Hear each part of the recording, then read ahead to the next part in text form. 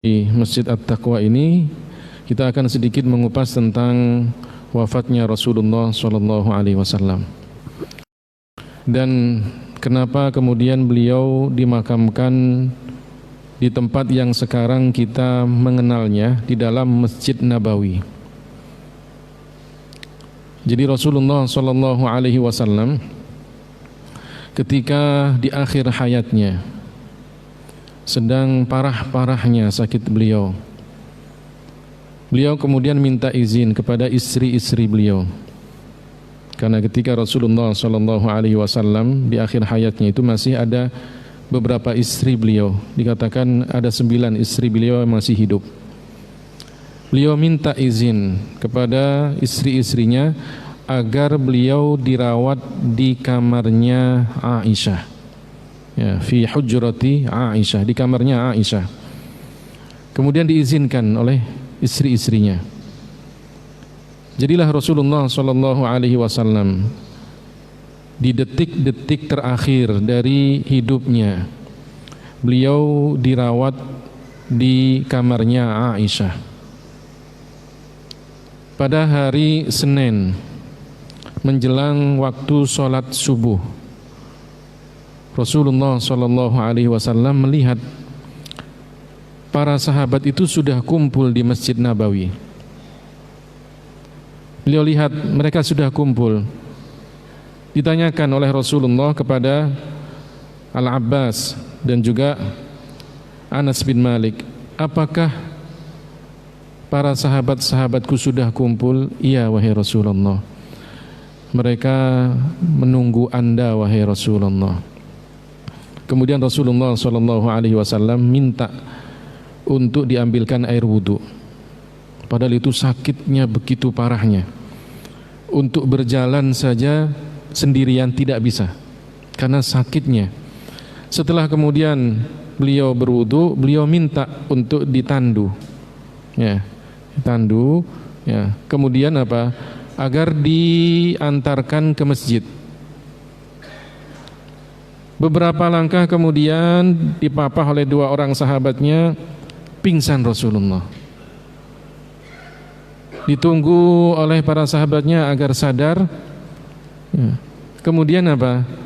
Tanya Rasulullah, apakah mereka masih berada di masjid? Ya wahai Rasulullah, para sahabat Anda sedang menunggu Anda wahai Rasulullah. Kemudian Rasulullah bilang, ambilkan saya air wudhu. Ambilkan saya air wudhu. Mulai beliau kemudian apa? Wudhu lagi. Minta untuk diantarkan lagi ke masjid.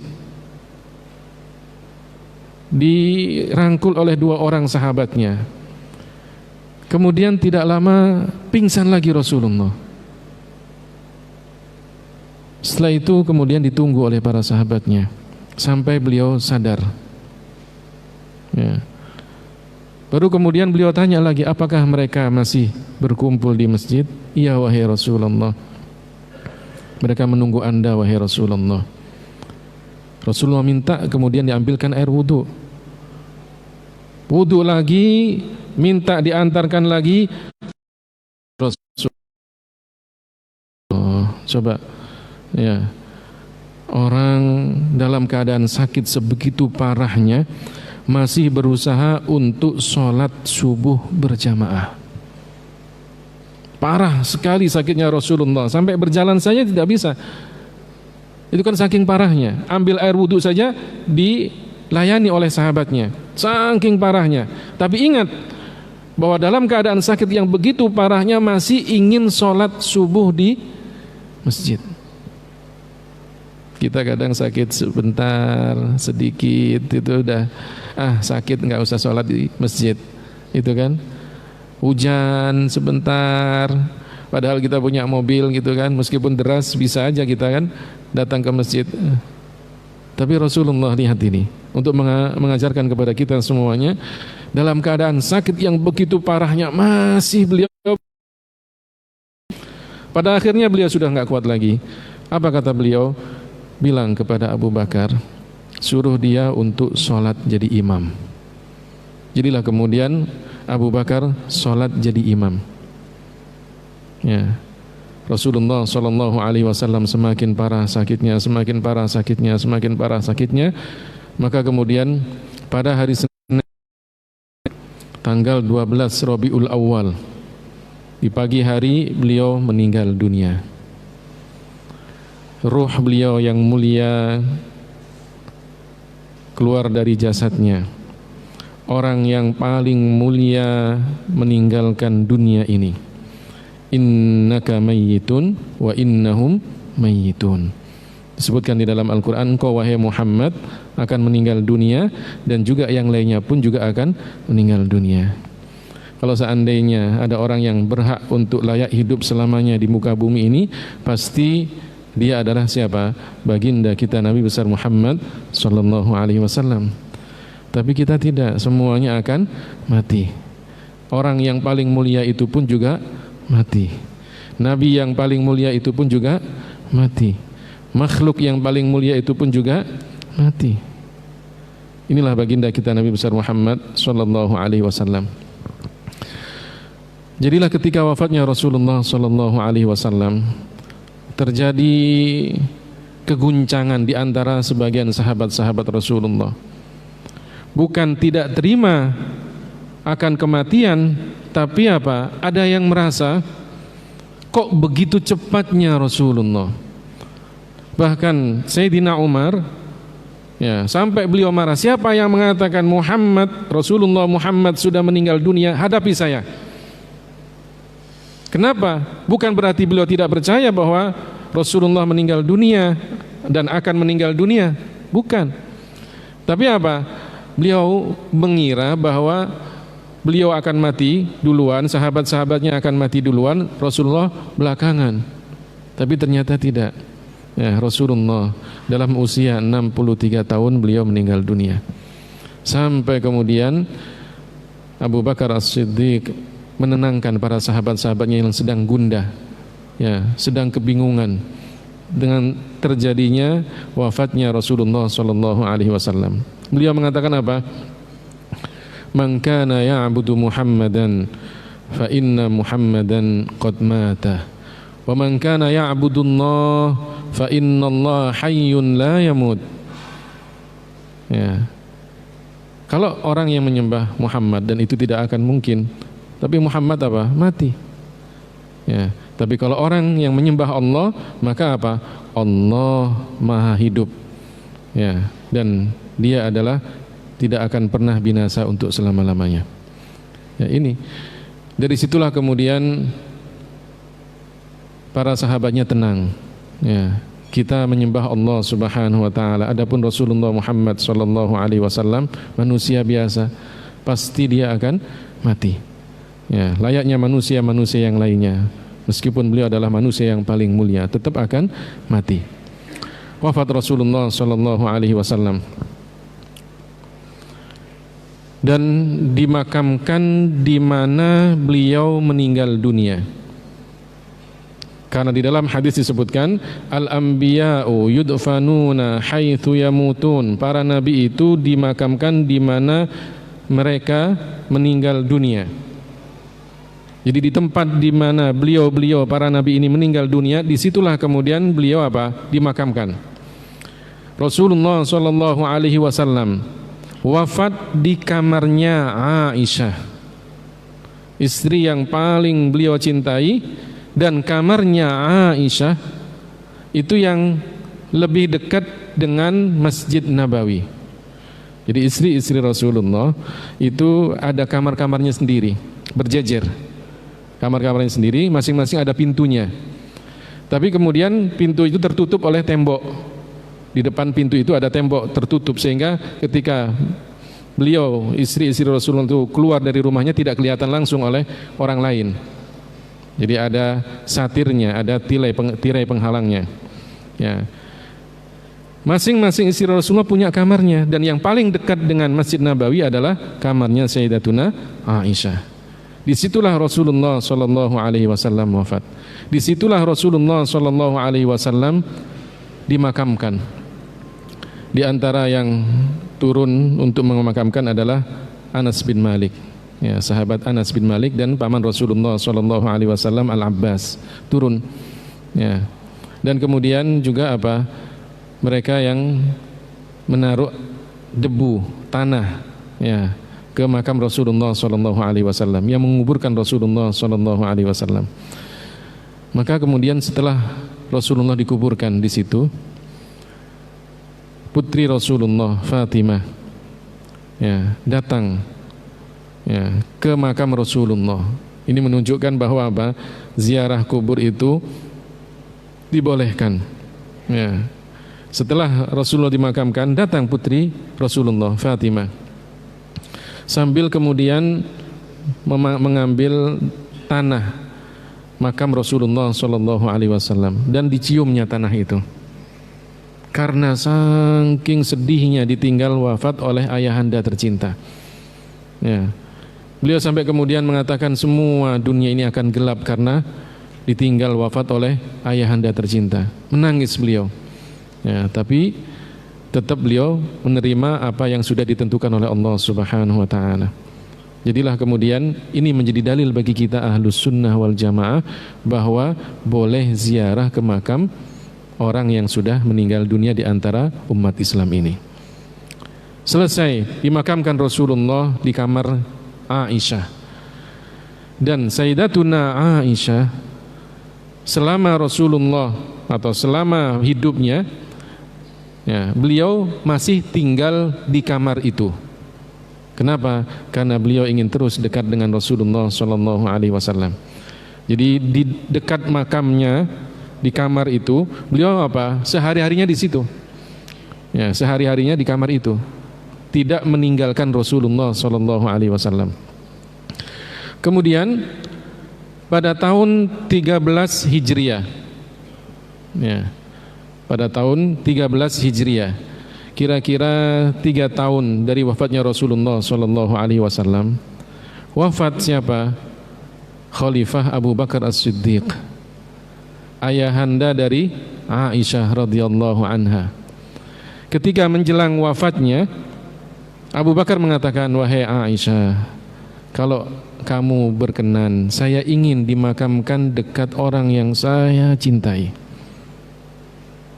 Makamkan saya dekat Rasulullah Sallallahu Alaihi Wasallam. Karena itu adalah ayahnya, maka kemudian Aisyah mengiyakan.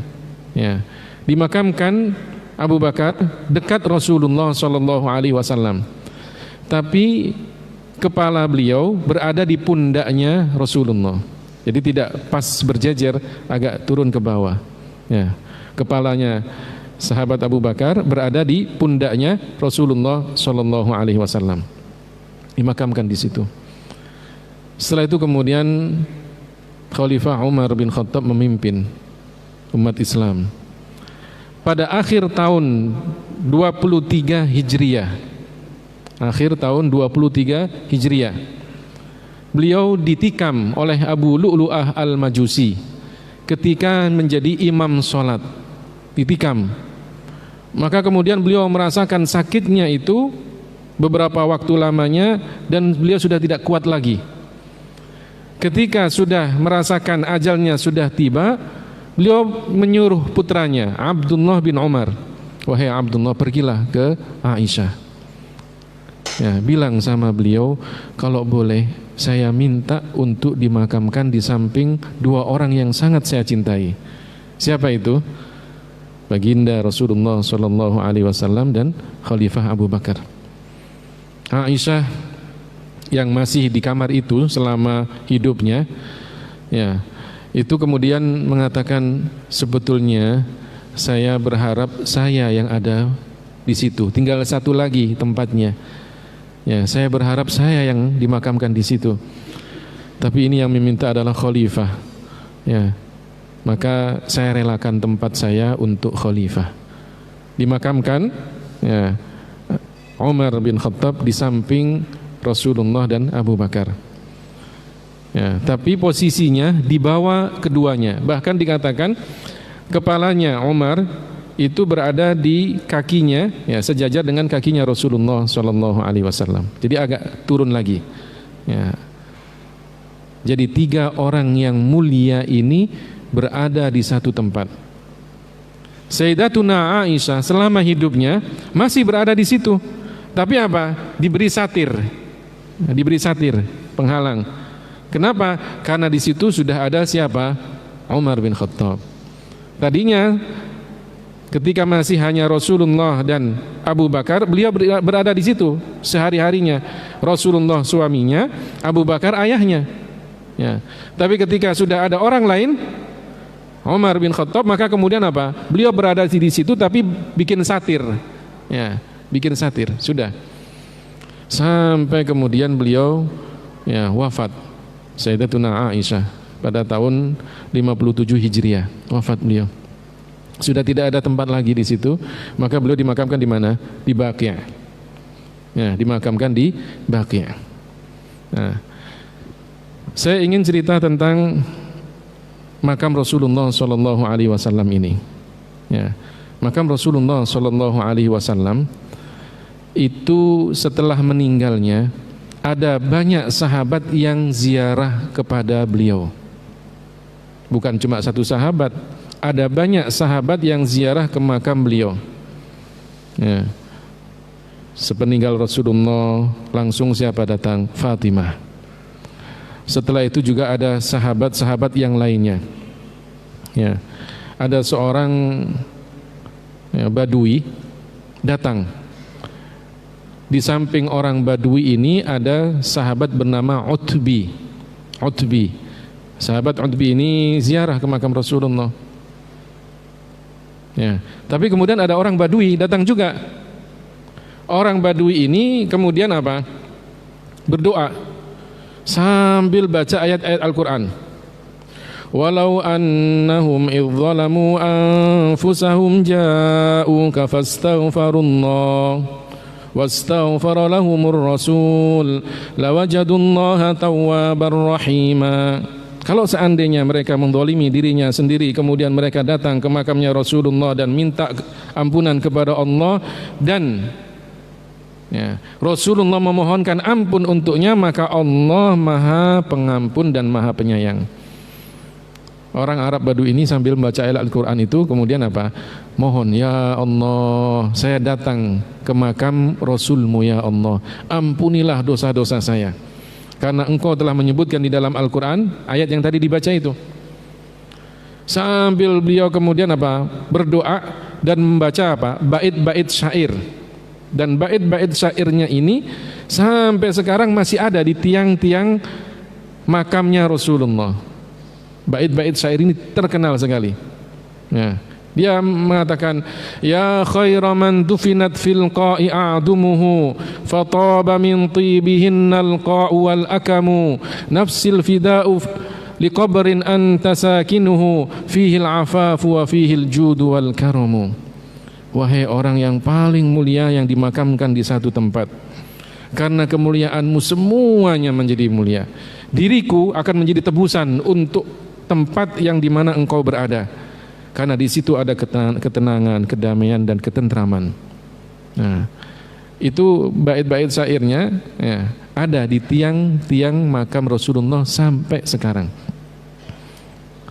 Itu kan menunjukkan bahwa sejarah tidak akan bisa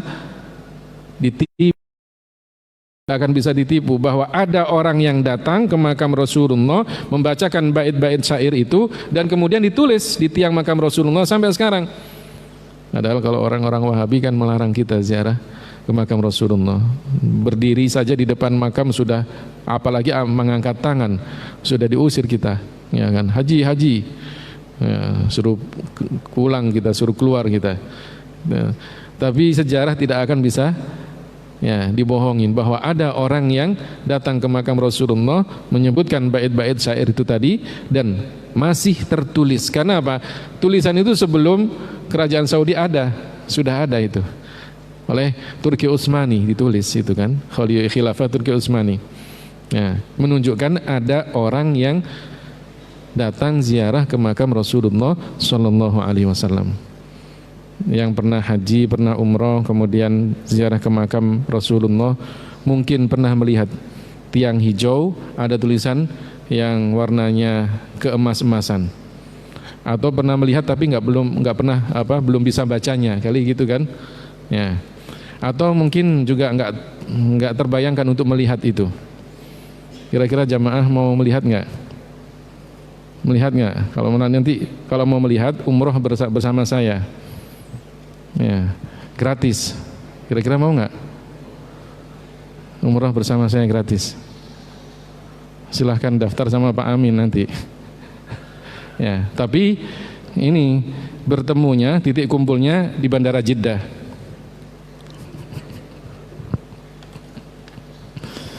Gimana Pak Ustadz?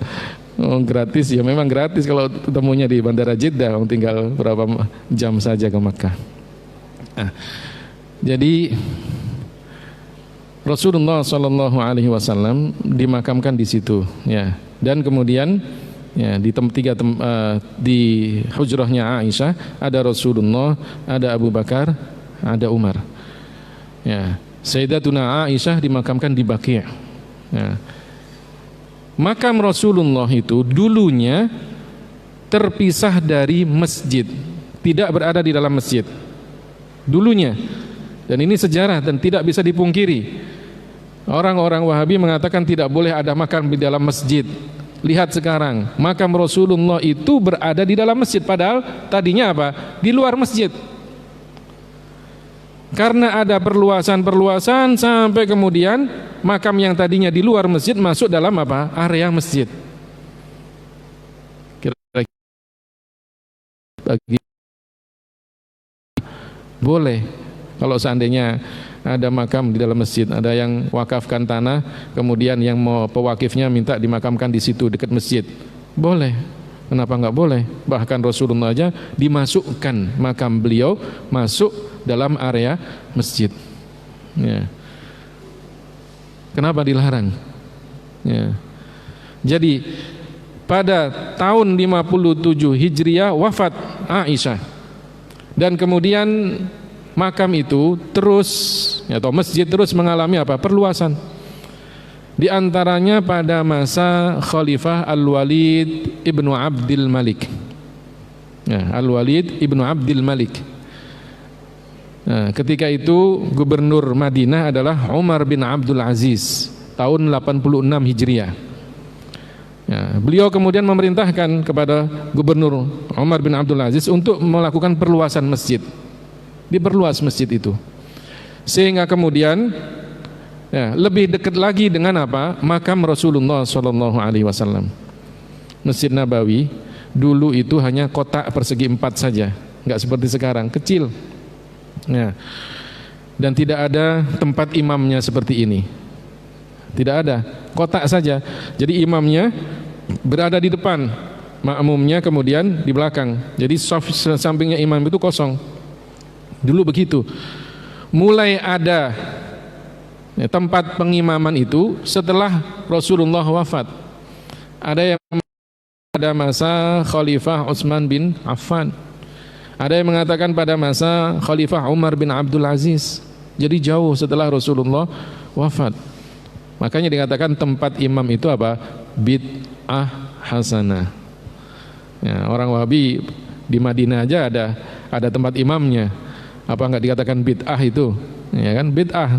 Ya, kalau seandainya dikatakan bid'ah yang menyesatkan, ya sudah, tutup aja tempat imam itu kan. Semua di negara-negara Islam itu tempat imamnya udah enggak ada. Balik lagi ke makam sebagaimana apa? Masjid Nabawi dulu. Ya. Ini Ahlus Sunnati wal Jamaah punya dalil bahwa apa? Bid'ah itu ada bid'ah hasanah. Tahun 86 Hijriah ada perluasan. Ya. Yang melakukan ketika itu adalah Gubernur Madinah Umar bin Abdul Aziz sebelum diangkat menjadi khalifah. Ya. Kemudian dalam prosesnya makam ini beberapa kali mengalami kejadian, dan beberapa kali itu pula Rasulullah Shallallahu Alaihi Wasallam dijaga oleh Allah Subhanahu Wa Taala. Ada 2 orang dari orang-orang Yahudi Maroko datang ke Madinah, sewa tempat dekat makamnya Rasulullah. Ini tahun 557 Hijriah. Jadi sudah lama gitu kan. 557 Hijriah ada 2 orang. Ya, Dia ambil bagian dari rombongan orang-orang Maroko, ikut jamaah haji, tapi dia orang Yahudi. Ingin menggali lubang dari tempat dia menyewa itu sampai ke makam Rasulullah untuk mengambil jasad Rasulullah. Coba sampai sebegitunya ya kedengkian orang Yahudi. Nah, dia sewa rumah dekat dengan makam sengaja. Dulu kan tidak seperti sekarang, masih ada rumah-rumah itu dulu masih ada. Kalau sekarang kan sudah nggak ada, jauh ya, hotel-hotel yang ada kan. Nah, disewa rumah itu, digali oleh mereka berdua lubang. Ya, terus tiap hari gali itu. Sampai akhirnya ya khalifah pimpinan umat Islam ketika itu, atau dikatakan sultan, ya sultan, raja Nuruddin Mahmud Zanki. Nuruddin Mahmud Zanki itu yang menguasai Irak dan Mesir. Beliau berada ketika itu di daerah bagian di Irak. Mimpi bertemu dengan Rasulullah. Sultan Nuruddin Mahmud Zanki mimpi bertemu dengan Rasulullah. Dalam mimpinya ya Rasulullah mengatakan kepada sultan ini, jauhkan saya dari dua orang ini. Diperlihatkan wajah dua orang itu dalam mimpinya ya, diperlihatkan, sehingga sultan itu bingung apa maksud Rasulullah. Kemudian beliau bergegas dari dataran Irak itu ke Madinah. Beliau kumpulkan penduduk Madinah. Caranya apa? Diberi hadiah ya, diberi hadiah, satu persatu diberi hadiah. Diumumkan penduduk Madinah mau kami kumpulkan dan kami beri hadiah. Sambil beri hadiah beliau melihat wajah-wajah penduduk Madinah itu, teliti satu-satu gitu kan. Ternyata apa? Tidak kelihatan dua orang yang di dalam mimpinya itu. Bingung sultan, bagaimana ini ya, dua orang itu nggak kelihatan. Beliau kemudian bertanya, ada nggak di antara penduduk Madinah ini yang belum mendapatkan bagian hadiah? Kemudian ada satu orang mengatakan, wahai sultan, ada dua orang ngontrak di rumah saya. Dua orang asing ngontrak di rumah saya. Tapi saya tidak melihat keduanya hadir di sini.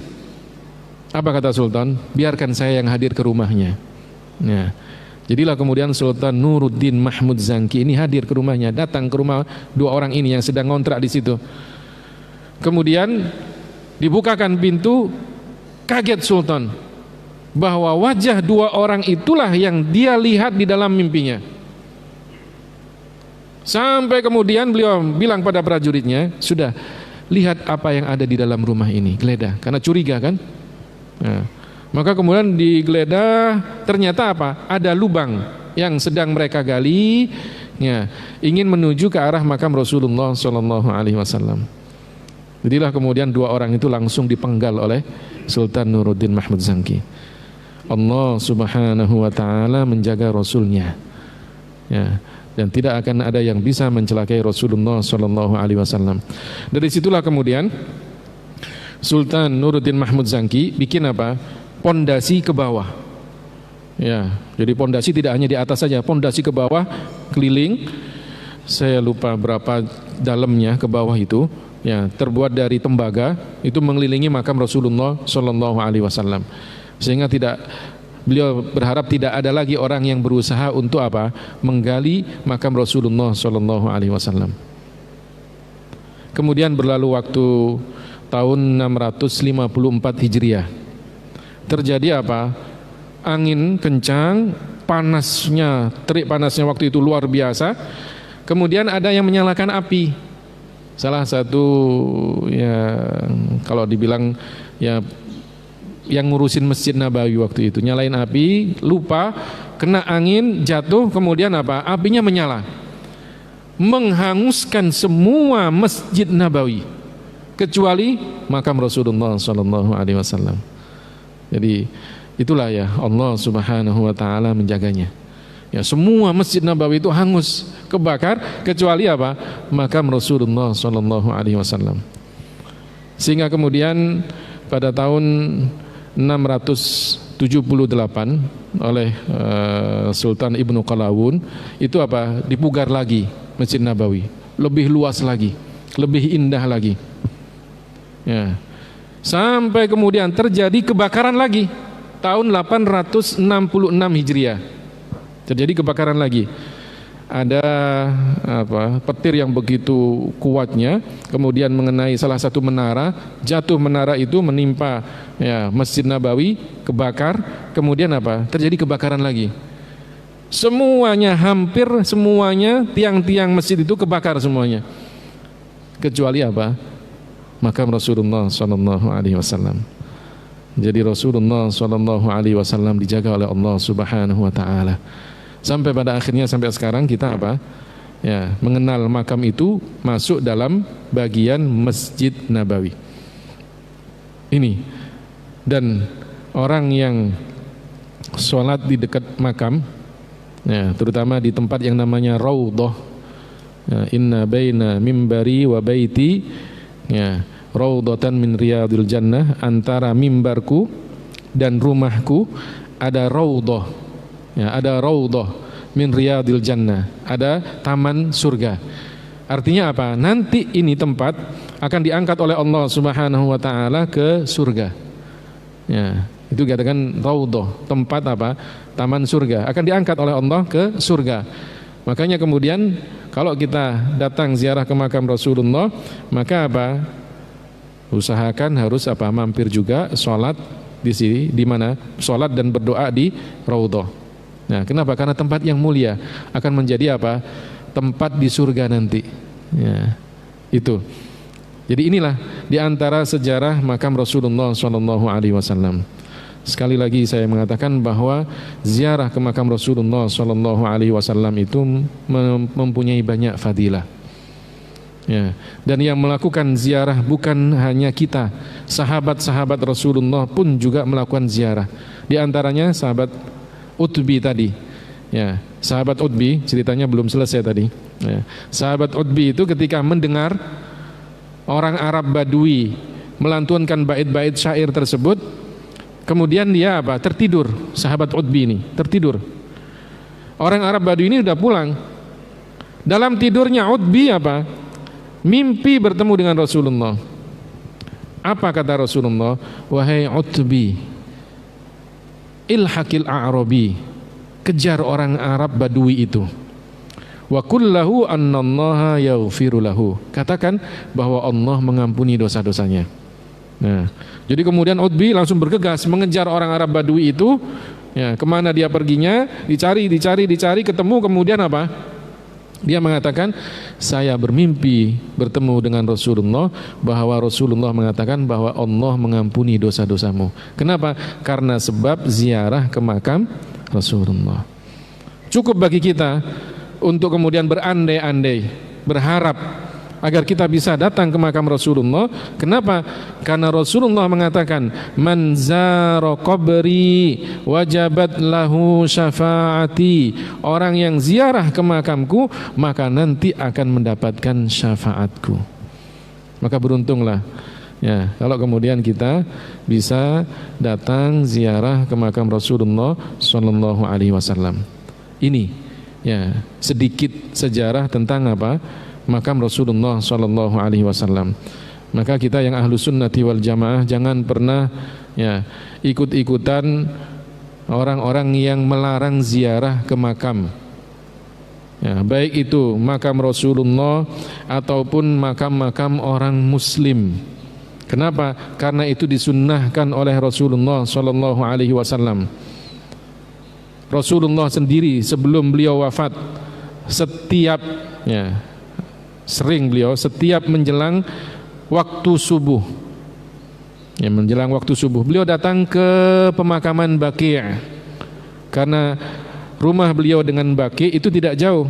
Setiap menjelang subuh sering beliau datang ke situ, kemudian mendoakan para sahabat yang dimakamkan di pemakaman Baqi'. Berarti menunjukkan kita boleh ziarah kubur. Para sahabat Rasulullah juga datang ke makam Rasulullah sallallahu alaihi wasallam. Tidak ada larangan, kecuali orang-orang Wahabi yang melarang.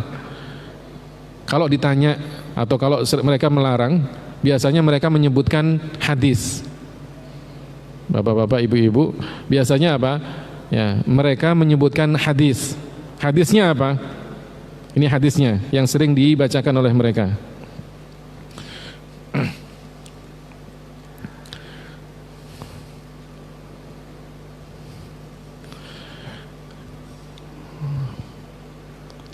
Jadi hadisnya jadi lupa ini.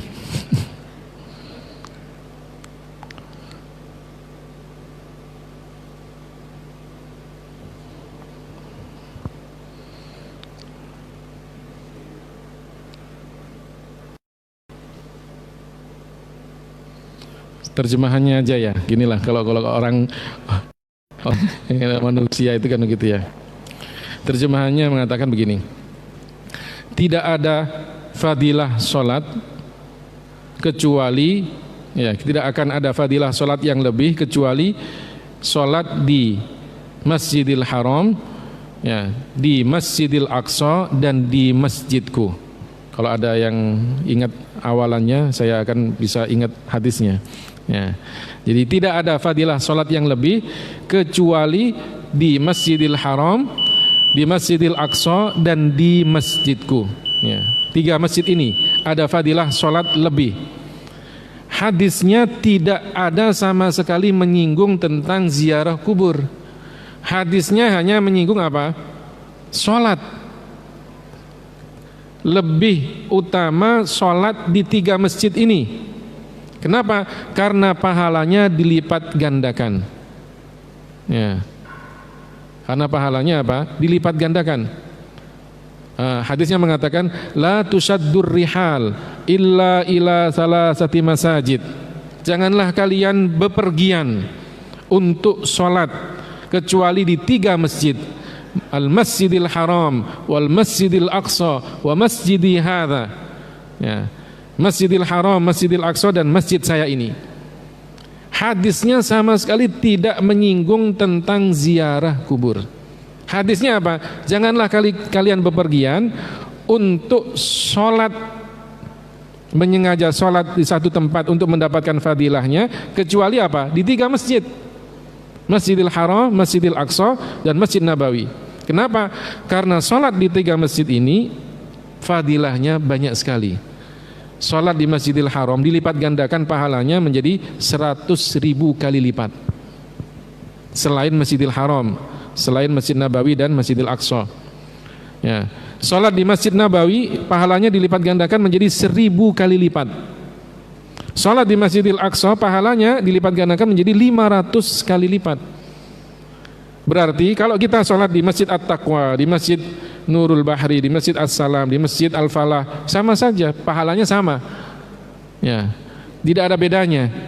Atau kita sholat di musola kita dekat rumah kita, pahalanya sama saja. Tapi kalau kita sholat di Masjidil Haram, pahalanya dilipat gandakan lebih 100.000 kali lipat. Di Masjid Nabawi 1.000 kali lipat, di Masjidil Aqsa 500 kali lipat. Jadi hadis ini berkenaan dengan apa? Sholat. Sama sekali nggak ada singgung apa? Ziarah kubur. Tapi orang Wahabi mengatakan, oh hadisnya mengatakan tidak boleh kita bepergian kecuali ke masjid.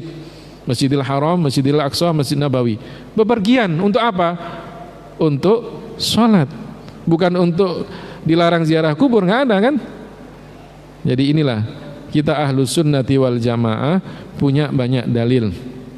Dan apa yang disebutkan oleh orang-orang yang melarang ziarah ke makam Rasulullah itu bukan dalil dalam melarang ziarah ke makam Rasulullah sallallahu alaihi wasallam. Jadi ini ya sedikit tentang sejarah wafatnya Rasulullah sallallahu alaihi wasallam dan sejarah makamnya Rasulullah sallallahu alaihi wasallam. Mudah-mudahan kita diberikan oleh Allah Subhanahu wa taala kesempatan, kenikmatan, anugerah untuk bisa ziarah ke makam Rasulullah sallallahu alaihi wasallam. Dan mudah-mudahan kita kelak mendapatkan syafaat dari baginda kita Nabi besar Muhammad sallallahu alaihi wasallam. Ala hadhihi niyyah wa ala kulli niyatin salihah wa ila asrafin nabi Muhammadin sallallahu alaihi wasallam. Al-Fatihah. أعوذ بالله من الشيطان الرجيم بسم الله الرحمن الرحيم الحمد لله رب العالمين الرحمن الرحيم مالك يوم الدين إياك نعبد وإياك نستعين اهدنا الصراط المستقيم صراط الذين أنعمت عليهم غير المغضوب عليهم ولا الضالين آمين. Apa ada waktu untuk tanya jawab? 10 menit. Kalau ada yang mau bertanya, ada waktu 10 menit untuk tanya jawab, silahkan.